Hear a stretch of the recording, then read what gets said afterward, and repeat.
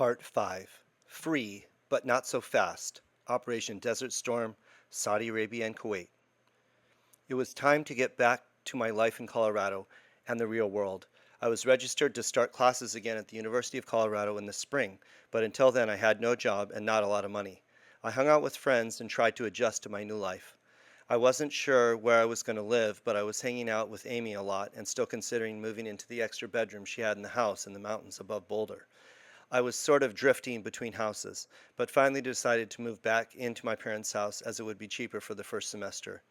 That Christmas was a nice time with family. My brothers and sisters were home for the holidays, and we hadn't been all together like this since I joined the Army. We went to Christmas Eve Mass together. My mom snapped this picture of me right before we left. There was something about the time that was bittersweet for all of us.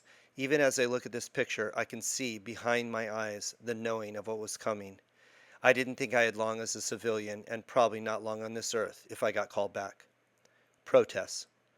There is a parade for Christmas every year near Pearl Street Mall in Boulder. I had been downtown eating dinner with friends and had decided to stay and watch. It was an evening parade, so lots of interesting lights. As the event reached the end, I noticed protesters. Stop the war for oil. Tell the government no more war. And there was support for these protesters from all around me. What was going on? Did they forget that Saddam had marched into a peaceful country and taken it over? Yes, Kuwait has a lot of oil, but they were also a neutral country that was now under military rule. The action to go to war wouldn't be a U.S. president going alone. This would be a coalition of countries preparing to stop an aggressive nation that had already invaded one country. I booed them, knowing that I was basically saying that I wanted war, but I guess at the moment I did. I had sat out the Grenada War, and now it looked like I would be sitting out this one as well. What was my destiny? Historical side note. Saddam Hussein ruled as president of Iraq from 1979 to 2003. There were many tensions between his nation and Iran, which was also a Muslim nation. Both nations were made up of different groups of Muslims who didn't like each other for thousands of years. Saddam gave most of the powerful jobs in his country to the Sunni Muslims, which only made up about 20% of the population. He fought to strike down any opposition in his country, and while they did have regular elections, the population would vote 98 to 100% for him, and he continued to rule. In Iran, there were growing strength in the Shiites population, and Saddam feared that this group would link to the other Shiites in Iraq and revolt. So he took the fight to Iran and started the Iran-Iraq War in 1980. It was a bloody war with close to 1 million people estimated dead total on both sides, and it ended with no change in position. During that time, Saddam had purchased many weapons from China, France, and Russia, and with his other war expenses was deeply in debt. He was in debt to Kuwait, a small neighboring nation, by more than $30 billion. Saddam asked for them to waive the debt, and they refused. He asked Kuwait to help reduce the supply of oil so that he could sell Iraqi oil for more money and get out of debt. However, Kuwait also shipped a lot of oil, so they stopped this from happening at the OPEC meeting. When tensions rising, Saddam made the claim that Kuwait was originally part of Iraq, and so he had a right to the country. There were negotiations in which the United States was involved to reduce the tensions in the summer of 1990. But when those negotiations broke down, Saddam invaded Kuwait in August of 1990. At the time, the United States was not a big ally of Kuwait, as it was close to Russia. However, at the persuasion of Great Britain, who was deeply involved in oil production operations with Kuwait, the U.S. was persuaded to get involved. Also, everyone worried that the instability in the region would lead to an oil crisis, which in turn would lead to economic disaster. So, with Russia and the United States pushing for sanctions on Iraq through the United Nations Security Council, Saddam was given a deadline to leave Kuwait. With fears that deadlines would come and go and Saddam would not relent, a coalition of more than 30 nations formed to create an armed force in Saudi Arabia to remove Iraq from Kuwait. The combined forces were more than 500,000 troops. On January 18th of 1991, President Bush ordered the activation of thousands of inactive ready reserve soldiers from all the branches. Got a letter in the mail. I had started classes in January and was enjoying the experience more than I ever had before. However, in the back of my mind, I was worried constantly that the letter was coming. There is a famous cadence we would sing all the time in the Army. I think it was one of the go-to songs that the sergeants would use when they couldn't think of anything else. It was from a lost era of a military draft. However, it was fitting for me in January. Got a letter in the mail. Go to war or go to jail. Used to drive a Cadillac. Now I pack it on my back. Used to drive a limousine. Now I'm wearing army green. In January of 1991, I got a notice that there was a letter waiting for me at the post office. By the time I picked it up, it was already January 23rd. Even before I read the letter, I knew what it was. I was going to war. Pursuant to Presidential Executive Order of January 18, 1991, you are ordered to active duty for the period indicated below. You are relieved from your present reserve component status. Proceed from your current location in sufficient time to report on the date specified. Report to Fort Lee, Virginia by 31 January 91. Active duty commitment not to exceed 12 consecutive months. Date prepared 20 January 1991. Purpose, mobilization, component, individual ready reserve. I was to report back to Fort Lee for updated training and then off to the Middle East for Operation Desert Storm. At least they gave me a few days to get things in order. In hindsight, Operation Desert Storm was a quick battle, one of the shortest wars on record. But at the time, none of us knew our future. Saddam had his elite guard troops, and it was believed that he had chemical and biological weapons as well that he wasn't afraid to use. And I was headed directly into the fray. For some reason, in the back of my mind, I thought I wasn't coming back. I had received a wonderful gift of getting out of the Army for a few months to reconnect with everyone, while many of the soldiers in October and November were not allowed to get out, as releases were temporarily suspended through the Stop Loss program. I didn't say this aloud to my family members and friends, but I didn't think I was going to see them again. I just did my best to spend my time with them and see everyone I could to say goodbye. I have never been someone who cries, but I felt sad, yet ready to go. Saddam was a bastard. He had the gall to invade Kuwait with no provocation and decided it was now his to rule. This was an outrage to the world and to America. As an American and soldier, this is what I trained for. This is one of the reasons I joined the Army, to fight for freedom. So when I left on the plane for Fort Lee, it wasn't with fear or anger, it was with acceptance. I had a great 22 years of life, and I was ready. The Gymnasium from Hell. I arrived in Fort Lee with many, many other soldiers. We were taken by bus to a big gymnasium, and we were told to get in line. This is when I noticed that the line snaked back and forth across the entire gym so many times, and most soldiers were sitting or sleeping in line. Is there a chance they have made a mistake and the war will end before I even get there? It was early afternoon when I arrived and joined the line. It was like going through initial processing again, but all in one day. We had vision tests, finally some birth control glasses that fit, and some to use in my protective mask as well. Updated insurance if we die, and other medical checks. The soldiers handling the processing were tired. We were tired, and this carried on well into the night. They brought us wonderful MREs for dinner and breakfast, getting us ready for a desert adventure, I guess. I talked to a few soldiers. Some of them had been out for more than 6 months when they got the letter. I just tried to keep myself active and alert in line. After 24 hours of lines, I was done. I headed with a few soldiers to the barracks. They let us rest for the day and told us to form up outside at 7 a.m. the next day. Oh, yeah, 0700. I was back on military time. Back to a bay of bunks and wall lockers, back to the group latrines and showers, and back to orders. But they weren't treating us like regular recruits. We were seasoned soldiers, having served our time and preparing to go to war. The next day after chow, we headed to more lines to get reissued uniforms, desert BDUs and sand-colored boots this time, instead of the green camo colors, a new military duffel bag, and the famed brown underwear. While in line, I met James David Tatum. We just called him Tatum. He was a skinny white guy from the South with glasses, a southern drawl, a great sense of humor, and always a smile on his face.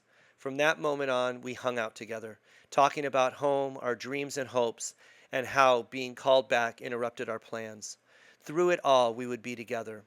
The next day's formation was different.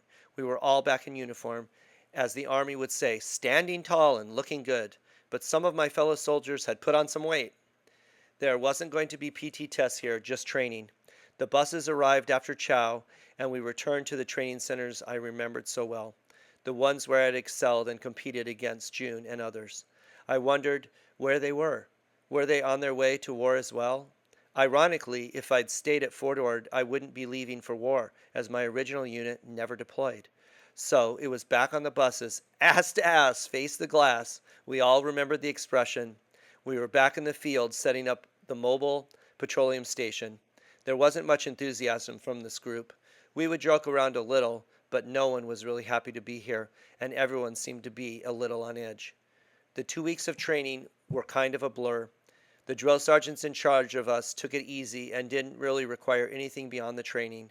We were free to go where we wanted at night, and there was no guard duty. Tatum and I hung out a lot, mostly just shooting the shit. The TV in the rec room was always on the news channel, watching and waiting, hoping the war would end and we would go home. The shock and awe part of the campaign was already in full swing, and they would show the jets streaming back and forth, hitting targets in Iraq and Kuwait, weakening the positions before the ground attack would begin. But Saddam wasn't giving up that easily. In mid-February, it was time to go again. We were sent to Fort Knox, Kentucky for final processing and shipping to the Middle East. Was this really happening? It seemed like nothing was going to hold us back now. They flew our group, known as the IRRs, Inactive Ready Reservists, together to Fort Knox. The IRRs, as we were known, a mass of soldiers who didn't look much like soldiers anymore. We were forced to get haircuts, back to the basics, high and tight, and no more facial hair except short mustaches. We couldn't bring much with us overseas, but I did bring my Walkman and a few cassette tapes, REO Speedwagon, Eagles' Greatest Hits Volume 2, and Rick Corey's first tape. These tapes would get played over and over again until they broke. At Fort Knox, we had the last few moments to buy anything we needed before heading across the ocean. James and I went out for one last dinner. It was hard to eat knowing this might be the last real meal I would eat, and I just picked up my food.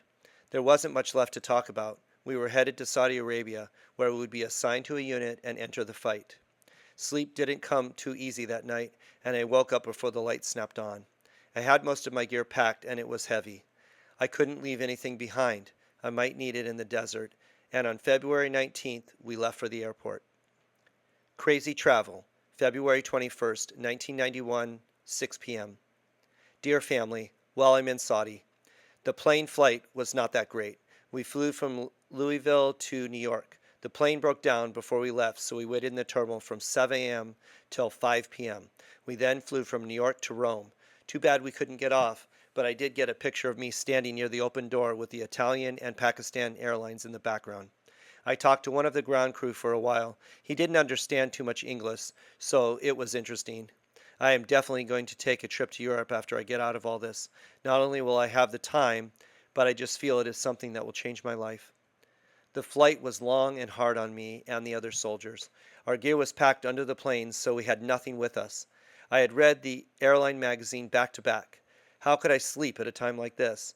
And I was in the middle seat of a row of 5. We were flying to Saudi Arabia to eventually be transported to the front lines.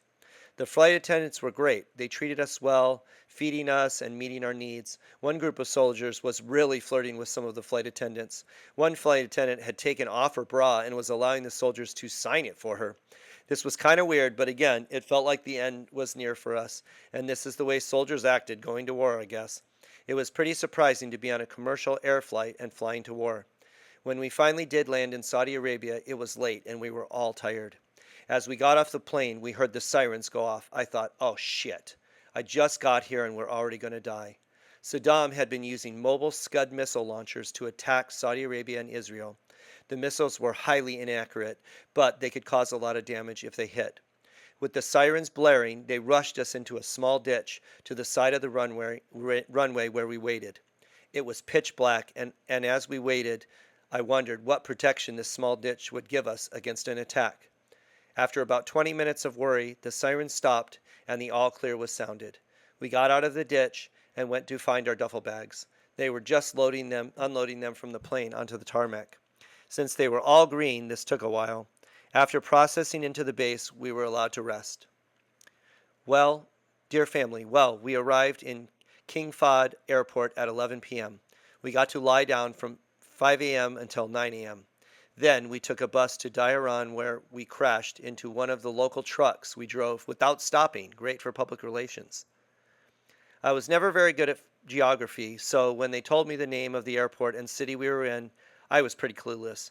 But I was here with Tatum, so I did have someone to talk to. We rested down for a few minutes after snapping a few pictures. We were really here, right now, writing this. I still remember the feelings I was having.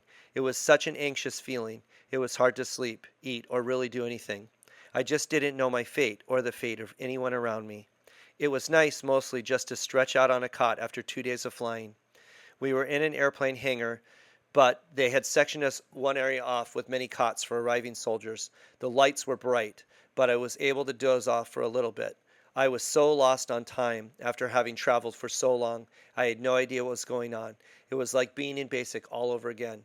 You were at the whim of others in charge, and they weren't telling you anything. At 9 a.m., they got us up and gave us a hot breakfast of pancakes and eggs, which was wonderful. And then we headed out to our buses to move to our next unit. All this time, they weren't really telling us what was going on, just we were moving closer to Kuwait. The driver of the bus was a crazy man. He drove fast and didn't speak any English. He was passing a local in a truck when bam! He hit the truck. I couldn't believe what was happening. Then the crazy driver didn't stop but sped up. Meanwhile, the local who had got hit raced up next to us and was yelling things at the driver in Arabic, I think, probably cursing at him. Our driver didn't even look over or acknowledge him, just continued on. And finally, the local driver just gave up and backed off. I guess in times of war, some people just don't give a shit. The biggest storms ever.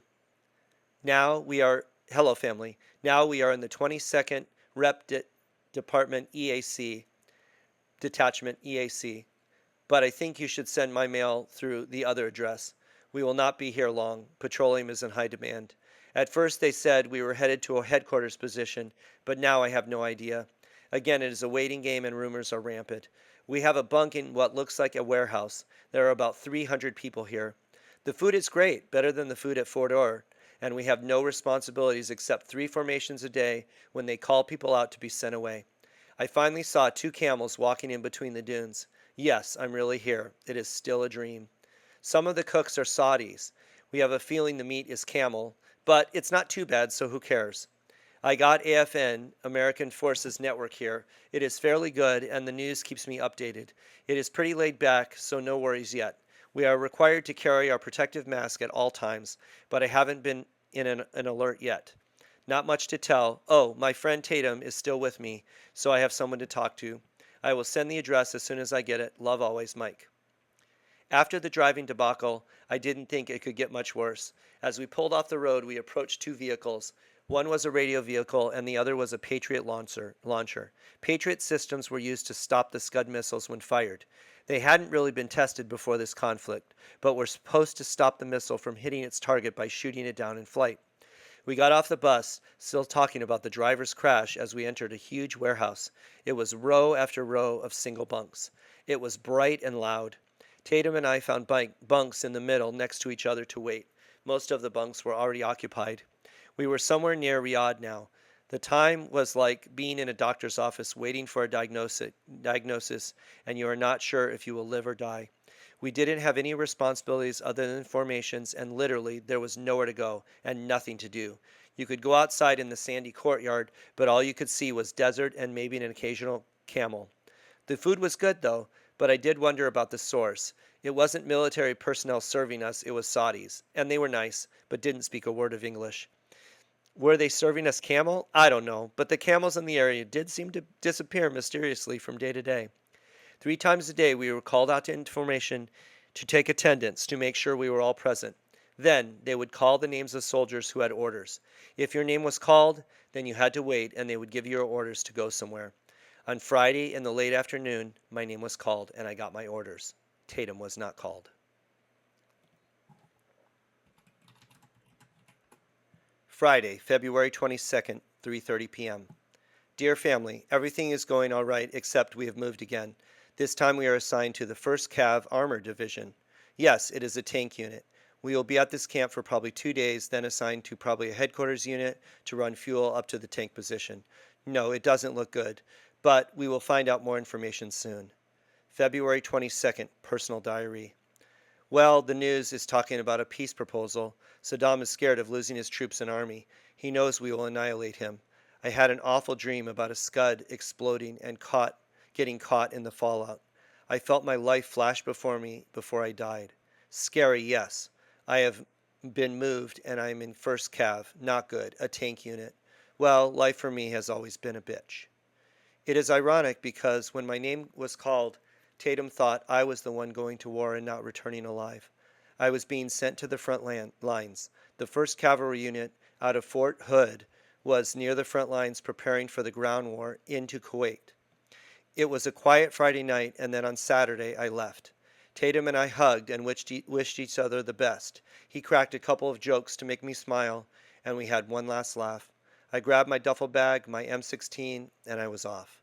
We boarded another bus run by a local and headed back down the road past the Patriot missile unit. Personal diary, Saturday, February 23rd, 5 p.m. Lots of smoke in the sky. I can barely see the sun. It is a situation with an ultimatum given to Saddam. In 2 hours it will pass and we will begin the ground war.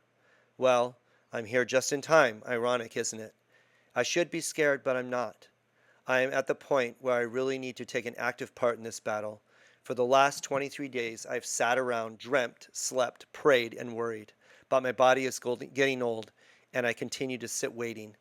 Well, I am ready to take my faith, strength, and endurance to the soldiers who really need it. The wall is unstoppable. I am unstoppable. My life is on the line, and more than likely it is reaching the climax. I'm going over the edge, death or new life.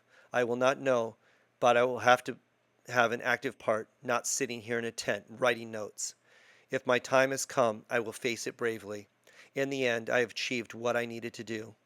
My relationship with God improved to the greatest possible. I finally saw my family united. Well, God, you proved it to me if I did what you told, and I followed the mission you set for me, I would achieve all my dreams. Thank you for the 3 months. They were everything I desired for my life. The war continues. I hear the jets all day and all night. I have mixed feelings when I hear them. I know that they will help save our lives, but I know with each bomb, more lives are lost to their side. No wonder they say war is hell.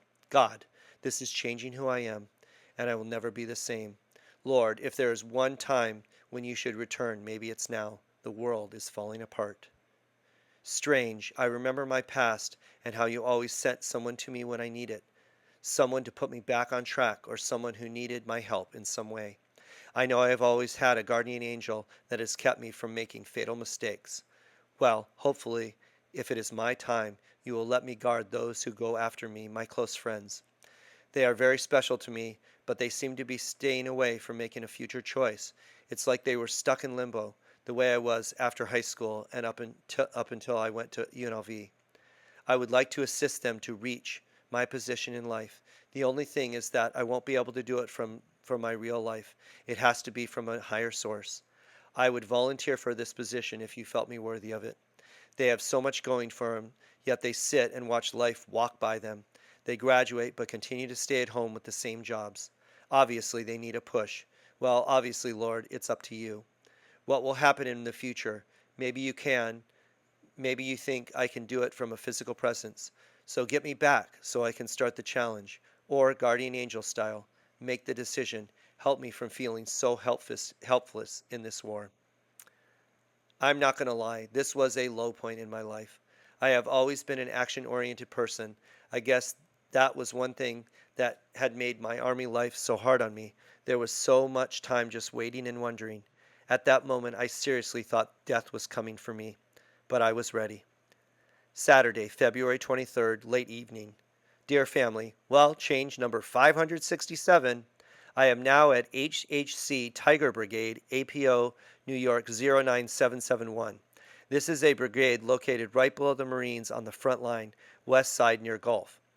As yet, we are not assigned to an actual unit, but you can consider this address to be mine until further notice. No facts here. I believe that we'll either be assigned to a pipeline field or a truck transporting fuel to the tanks. Now, not to worry, usually fuel is highly protected or in a secure area because it is so essential to the operation. Right now, I'm listening to AFN. Dad, you probably listen to this in Germany. It is pretty good. It has all types of music and news about every half hour. Not much else to tell. Tomorrow we'll try to find Foster's location. Maybe he is nearby. Bye for now. Love, Mike. I was surprised how short the drive was. We went to yet another unit somewhere in Saudi Arabia, but closer to Kuwait. This unit was a little more primitive.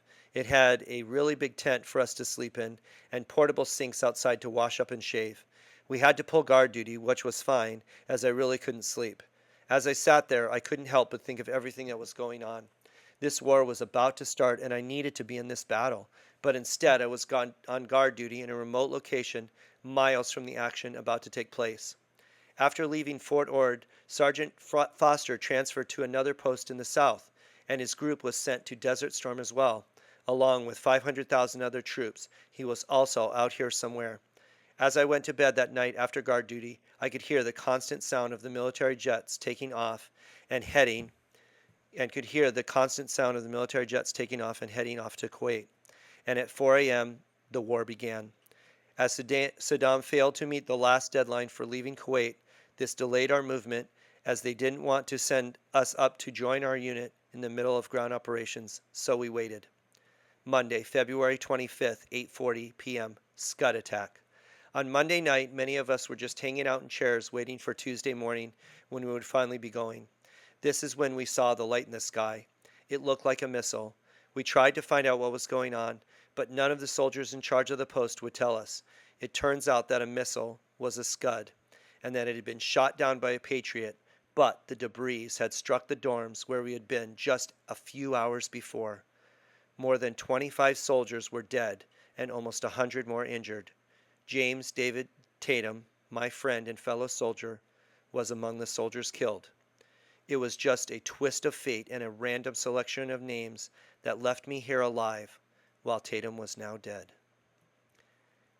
At the time, I had no idea what happened. I had a sinking feeling about the missile in the sky, but there had been so many before and many in the next few days, so I don't know why it struck me as anything too unusual. It wouldn't be until I returned to the United States that I would find out the truth about my friend. I had written a couple of times to his family, but didn't get a response. Every year on Veterans Day and Memorial Day, I remember David and how he made me smile during those weeks we had before heading to the desert. Monday, February 25th, 10 p.m. Dear family, well, this may be my last letter for a while. Tomorrow we will move up to join the unit we are assigned to. It is already up near Kuwait City, preparing to fight the Republican Guard. Do not worry, at least now I will be doing something to benefit someone instead of sitting here doing nothing. Take care and think of us when you have time. Love always, Mike. It was crazy how much time we just sat around and had nothing to do.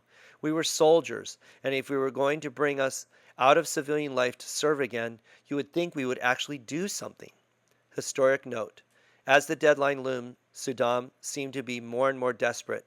I don't think he really believed we would attack. The shock and awe campaign of the Air Force seemed to be taking its toll. But who would know? As his armies started to retreat from Kuwait, Saddam instructed his troops to light up the oil fields. What this meant was that active oil wells were now on fire all across the country of Kuwait. This created a massive amount of smoke that filled the sky. At that moment, I was getting on a bus to head into the fray. Have I arrived at hell? February 26, 6 p.m. Personal diary. Well, this morning we were picked up to go to Tiger Brigade. After a long drive, we made it to the border crossing. Talk about uneventful. I didn't even see a hole from the bombs. The mission continued and the captain got us completely lost. We did drive through a bomb shelter area where obviously a war had occurred and no one had cleaned up. There were still live rounds lying on the ground in boxes. Someday all this will make a great book. I feel like a tourist, a sightseer, in a war that has already occurred. I did see much movement of troops and trucks of POWs. I was in shock. It was true, they lit up all the oil. God, what an environmental waste. This man will pay for what he has done, hopefully rotting in hell. I feel like I am in purgatory, miles and miles of sand, desolate to think 1 million people are out here fighting for all this. It was early in the day, but you couldn't tell. I had to check my watch every few minutes to see if it was true, as it was pitch black outside from the oil well smoke. We approached the Kuwaiti border that was being guarded by a pair of MP soldiers in a Humvee. Saddam had built a huge berm, sand border, at the line between Saudi Arabia and Kuwait. This berm had been broken through just hours before in the march of the militaries across the desert. One soldier gave a peace sign to us as we passed through the berm. Along the way, we clearly got lost. The war was moving so fast that the location of 1st Cav unit we were heading to was constantly changing. At one point, we were driving through what looked like blown out bunkers, covered in dust, sand, and ash. Who knows what had happened here? It was like we were observers to destruction that occurred just hours before. We drove on. Then we moved out into a clearing in plains again, and I could finally see them, the burning oil wells. We were so close that you could feel the heat from them through the glass. The smoke and destruction were incredible to me. Beyond the killing that Saddam had done, he was destroying the world. He had created one of the worst environmental disasters the world would ever know.